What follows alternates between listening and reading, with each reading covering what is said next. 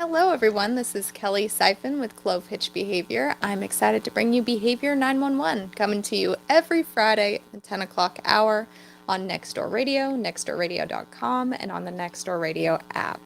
My big goal is to give you more information and tools to talk about and understand behavior to help with all the different challenges that you're seeing in your life, in the life of your family, the life of your kids.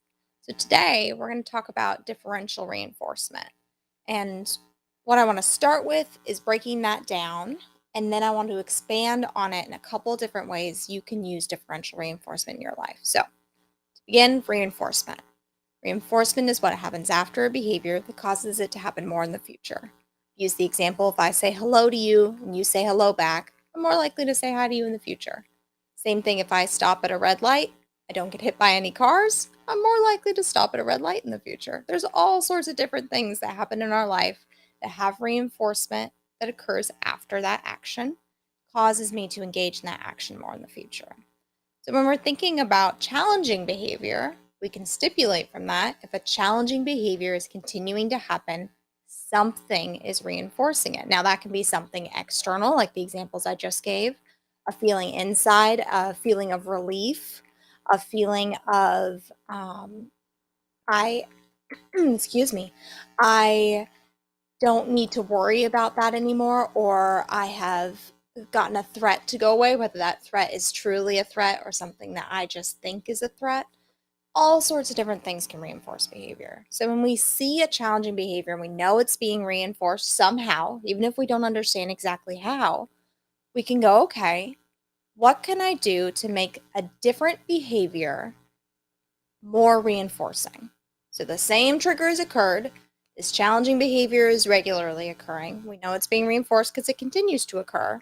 How can we put a new behavior into that spot so that when that antecedent trigger, when that cue to engage in this behavior occurs, we do something different? One of the ways that we can do that is we can make it pay off better. That's a lot of what we're talking about with differential reinforcement. So we've got reinforcement, something that'll cause behavior to happen more in the future. Now we're focusing in on the behavior we want to replace that challenging behavior with. And we want it to reinforce differently. We want the difference to be much larger for this new behavior so that it becomes established and the other one can kind of fade away. Big focus here is not on how do I make the other one stop, but rather how do I make the other one, the new one, more worth it. All right, so we've got a couple different things we can consider as we're trying to differentially reinforce behaviors. We can consider, well, I don't mind if you do anything else but this. So let's say we've got a kiddo, and when they get really frustrated with their baby sibling, they are hitting and perhaps hurting their baby sibling. Well, honestly, I'm looking at the situation and going, I don't mind if you yell, scream, stomp, run into the other room, all those things, as long as you don't hit your baby sibling because you're genuinely hurting them. I'd be looking at other.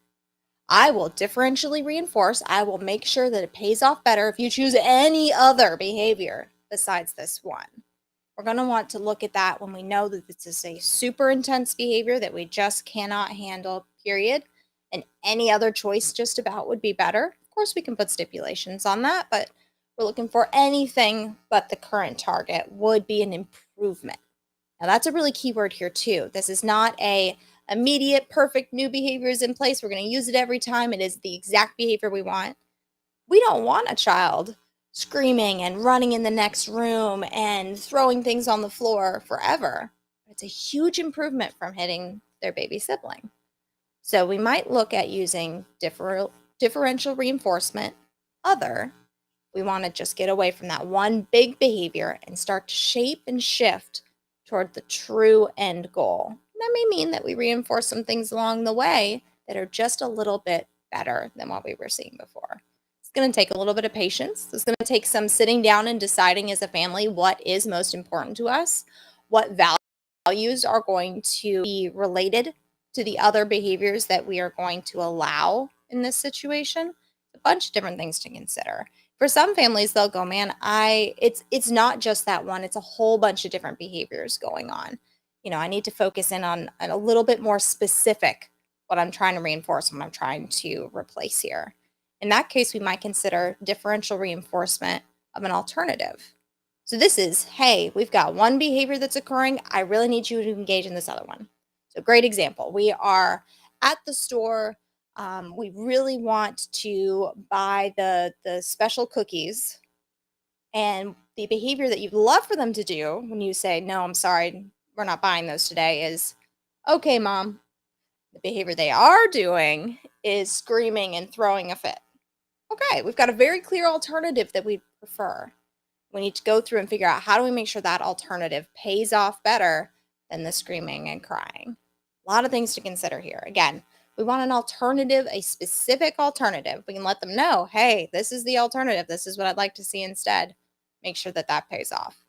You may be going, how on earth do I make that pay off more if I'm still not going to give the cookies? It's not like, okay, you didn't scream and cry. I need you to accept no in this moment to respond appropriately, but you're still not getting cookies. And that's what you really wanted. So are you just going to accelerate later? These are all things to consider. Think about the different things that are reinforcing to you and to your child as you're going through this. Okay. So I know my child wants these cookies in this moment. I know that they would prefer, or rather I would prefer for them to engage in a different behavior besides the big screaming and crying.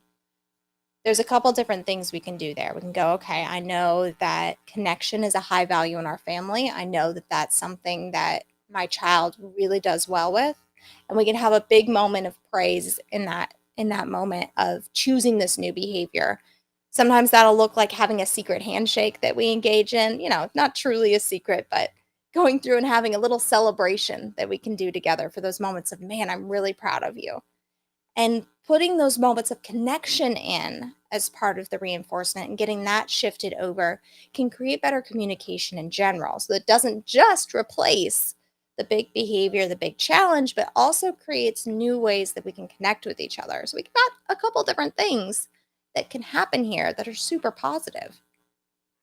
Now, something to consider there with that example is I can say, okay, mom, and still throw all the items off the shelves and still scream, okay, mom, and still throw a huge fit. I can do those at the same time. So when we're going, holy smokes, I need something that kind of blocks that other behavior. This new behavior needs to make sure the other behavior can't happen. Okay, now we're talking about differentially reinforcing a incompatible behavior. And you can mix all of these together. Maybe you'll find something that fits all three of these, but let's focus in on the incompatible for a moment. This is a behavior that happens unlikely with the one we're targeting. So if we're screaming, it's hard to continue screaming when you're taking a sip of a drink. If you are throwing things, it's hard to continue throwing things if you're giving yourself a big hug or giving someone else a big hug. So what we're looking at in this incompatible moment is how do we find an alternative to the current challenge that doesn't allow you to continue the current challenge in this moment. This is phenomenal for when we're starting to see things ramp up and we really want to bring things down. We can start to prompt, we can start to encourage some incompatible behaviors with what will cause them to continue to ramp up into a meltdown and really bring things down into a place where we're thinking, we're talking, and we're learning instead of just having a tough time. Now, I know this is a ton of information about differential reinforcement, and I'm just going over the very, very top, and you may have a lot of questions. If you do, you can call me or text me at 919-579-6192. You can go to my website, chbehavior.com, and click any of the request appointment or book a discovery call buttons. We can chit chat, talk things through. My big focus is on changing behavior while protecting the spirit. And I do have services available on the farm, but I'm happy just to talk to you too. As you're looking at all the different behaviors, either in yourself, in your family, or your child, and you want to figure out how do I replace this instead of just getting rid of it, these are some different techniques you can consider. I'm happy to talk it through with you. Now, the last thing I want to leave you on is if you try to make a behavior leave without a replacement, you're leaving a void for the next troublesome behavior. Again, if you try to get rid of something and don't put something better in there, you're leaving a void for the next troublesome behavior. I'm going to leave you with that. Thank you so much for joining me on Behavior 911. This has been Kellie Syfan on nextdoorradio.com